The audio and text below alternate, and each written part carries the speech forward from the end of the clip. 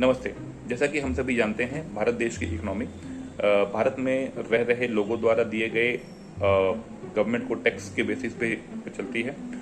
Actually में हम लोग दो तरीके से गवर्नमेंट को टैक्स देते हैं। एक टैक्स होता है इनडायरेक्ट टैक्स और एक होता है डायरेक्ट टैक्स। इनडायरेक्ट टैक्स होता है जैसे कि आप कोई सामान परचेज कर रहे हैं या कोई भी ट्रांजैक्शन कर रहे हैं या फिर कोई भी सर्विस ले रहे हैं। फॉर एग्जांपल, आपने कोई लैपटॉप परचेज किया 25,000 रुपये का, उसके ऊपर 18% का जीएसटी लगा होता है। आप बिल में देखेंगे उस लैपटॉप की वैल्यू के साथ एक सर्टेन परसेंटेज ऑफ जीएसटी भी लगा होता है। तो उस जीएसटी को हम लोग इनडायरेक्ट टैक्स बोलते हैं या उसको हम लोग ट्रांजैक्शन टैक्स भी कह सकते हैं। दूसरा टैक्स होता है डायरेक्ट टैक्स। डायरेक्ट टैक्स में आपका income tax, wealth tax, corporate tax और भी कई तरीके के टैक्सेस होते हैं। देखिए, इस टॉपिक को शुरू करने से पहले मैं आपको कुछ बेसिक चीज़ों की जानकारी दे दूं।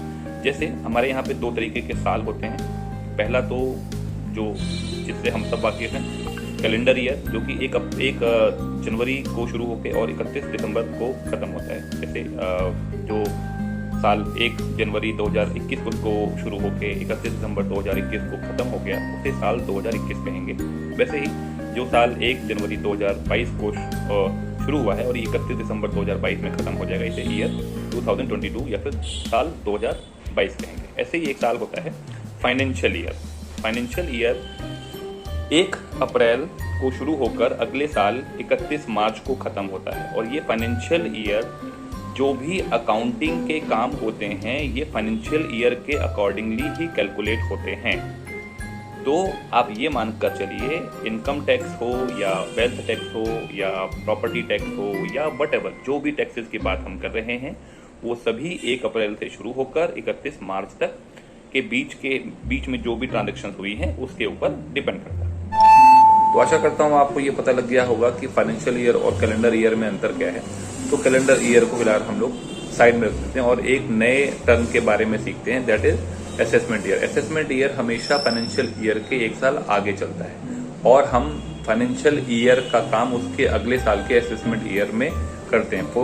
फॉर एग्जाम्पल, अगर हम फाइनेंशियल ईयर 21-22 के रिकॉर्ड्स के ऊपर काम कर रहे हैं तो एक्चुअल में वो असेसमेंट ईयर 22-23 का रिकॉर्ड है। तो अब हम आते हैं अपने उस टॉपिक के ऊपर जिस टॉपिक के ऊपर ये एक्चुअल में वीडियो है, वो है आईटीआर। अब यहाँ पे कुछ क्वेश्चंस रेज होते हैं, मेरे को आपको अवगत कराना था कि आईटीआर के जो मिथ्स हैं, आईटीआर के जो क्वेश्चंस आपके दिमाग में आते हैं, एक्चुअली में ये वीडियो उसके ऊपर है। तो इसमें जो पहला क्वेश्चन है कि भैया आईटीआर किसे करना है, तो मैं आपको बता दूं, जिसके पास भी पैन कार्ड है, जिस किसी के पास भी पैन कार्ड है उसको आईटीआर फाइल करना चाहिए।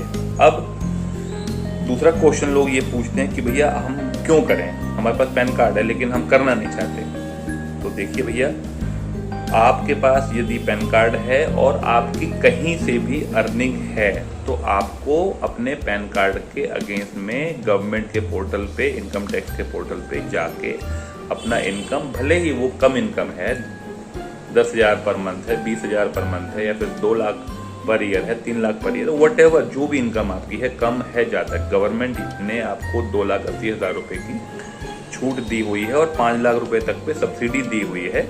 तो आप ये सोचना छोड़ दें कि अगर हम लोग पोर्टल पे गए तो टैक्स भरना ही है। तो ओवरऑल आप ये मान के चले, यदि आपके पास पैन कार्ड है तो आप उसको इनकम टैक्स के पोर्टल पे रजिस्टर करिए और अपना आईटीआर फाइल करिए।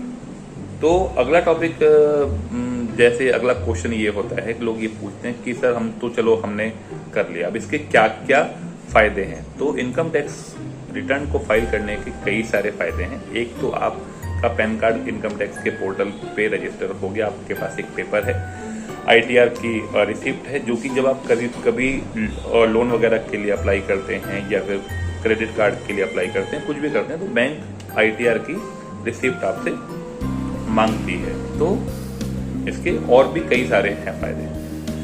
अब बात करें नुकसान की। नुकसान क्या, तो भैया मैं आपको बता दूं, इसका नुकसान कुछ नहीं है, बस ये छोटा सा नुकसान है कि अगर आपने एक बार आईटीआर के इनकम टैक्स के पोर्टल पे अपने आप को रजिस्टर कर दिया तो आपको हर साल आईटीआर फाइल करना पड़ेगा। और यदि आप 2 साल तक मिस कर देते हैं, फॉर एग्जाम्पल आपने इस साल ITR रिटर्न फाइल करवाया और अगले साल नहीं करवाया और उसके अगले साल नहीं करवाया, 2 साल अगर आपने मिस कर दिया तो आपके पास मैसेजेस आना शुरू हो जाएंगे कि भैया आप रीजन बताइए कि आप 2 साल से क्यों रिटर्न फाइल नहीं कर रहे हैं। अदरवाइज का कोई नुकसान नहीं है। अब लोगों का ये क्वेश्चन होता है कि ठीक है जी, अब हमको ये पता लग गया कि ITR क्यों फाइल करना है, क्या फायदे हैं, तो इसके लिए क्या क्या हमें चाहिए। तो कुछ नहीं चाहिए, आपका इनकम का डिटेल चाहिए। इनकम आपको कहाँ कहाँ से आती है। इनकम में भी आपको सैलरी से आती हो या बिजनेस से आती हो, या कई लोगों का इनकम प्रॉपर्टी से भी होता है, रेंट पे उनका प्रॉपर्टियाँ चढ़ी होती हैं तो और रेंट से इनकम होता है। कई लोगों को पेंशन से इनकम आती है। तो जो भी आपका टाइप ऑफ इनकम है वही पेपर पे आप लिख लें। और एक तो हो गया आपकी इनकम की डिटेल, दूसरा पैन कार्ड चाहिए और आपके आधार कार्ड पे मोबाइल नंबर लिंक होना जरूरी है, और आधार कार्ड पैन कार्ड आपस में भी लिंक होना जरूरी है, ये बहुत इंपॉर्टेंट है। तो 2-3 चीजें हैं, जैसे आपका पैन कार्ड, इनकम की डिटेल, आपका आधार कार्ड, और आधार कार्ड में मोबाइल नंबर का लिंक होना जरूरी, और आधार कार्ड पैन कार्ड आपस में भी लिंक होना जरूरी। तो ये तो हुए डॉक्यूमेंट्स जो हमें ITR फाइल करने के लिए चाहिए। ठीक है साहब, अब समझ में आ गया। अब बात करते हैं कि हमें कब करना चाहिए।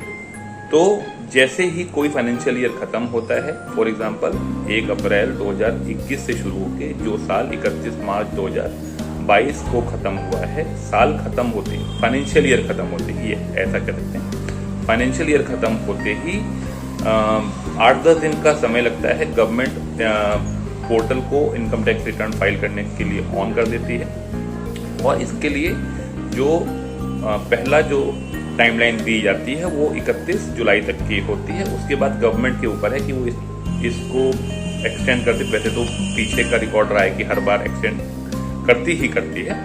तो फिलहाल अभी 31 जुलाई ही लास्ट डेट है। जब 31 जुलाई की लास्ट डेट खत्म हो जाएगी तो गवर्नमेंट के पोर्टल पे नोटिफिकेशन आ जाएगा कि डेट आगे बढ़ी है या नहीं बढ़ी। वैसे बढ़ती है डेट, तो आप ये मान के चलिए, आप लास्ट डेट का क्यों इंतजार कर रहे हैं। आप ऐसे मान के आप चलो कि आपको 1 अप्रैल के बाद कभी भी 31 जुलाई से पहले आपको ITR अपना फाइल करवा लेना है।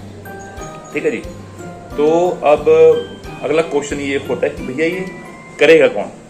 देखिए, ITR फाइल करने के लिए अगर आप चीज़ों को समझते हैं, अकाउंट्स के बारे में थोड़ी बहुत जानकारी रखते हैं, तो आप इनकम टैक्स की वेबसाइट पे खुद भी जाके सारे काम खुद भी कर सकते हैं। अदरवाइज बहुत सारे टैक्स कंसल्टेंट्स, अकाउंटेंट्स जैसे CA वगैरह होते हैं, और बहुत सारे लोग ऐसे आजकल मार्केट में अवेलेबल हैं जो आपको इसमें मदद कर सकते हैं। तो अब आखिरी लोग भाई, जैसे कि मेरे पास भी लोग आते हैं, ये पूछते हैं कि भैया आप मेरी इनकम टैक्स रिटर्न फाइल करने में मदद कर सकते हैं क्या। तो हाँ, हम भी करते हैं। हमारी टीम पूरी बैठी हुई है जो ITR वगैरह और GST वगैरह के और रिटर्न फाइल करवाने में आपकी हेल्प करती है। अगर आप चाहते हैं कि मैं आपकी हेल्प करूँ तो मेरा नंबर है 9899032580, जो कि नीचे भी फ्लैश हो रहा है। अगर आपको लगे कि भाई आप मेरे से ITR फाइल करवाना चाहते हैं तो आप मुझे कांटेक्ट कर सकते हैं। मैं आपकी कोशिश करूंगा कि आपकी पूरी मदद करूं, और आशा करता हूं कि ये टॉपिक आपको अच्छा लगा होगा। ये वीडियो में मैं आपको इनकम टैक्स रिटर्न के फायदे नुकसान वगैरह के बारे में समझाने में सफल रहा हूं। अगर ये आपको ये टॉपिक अच्छा लगा है तो आप इस वीडियो को लाइक कर सकते हैं। आपको लगे कि ये जानकारी किसी के काम आ सकती है तो आप उसको शेयर कर दीजिए। और अगर आप इस चैनल पे नए हैं तो प्लीज़ रिक्वेस्ट है हमारे इस चैनल को सब्सक्राइब कर दें। कोशिश करूंगा और अच्छी वीडियो आपको ला के दूँ। इतना लंबा वीडियो देखने के लिए बहुत बहुत शुक्रिया, धन्यवाद, नमस्ते।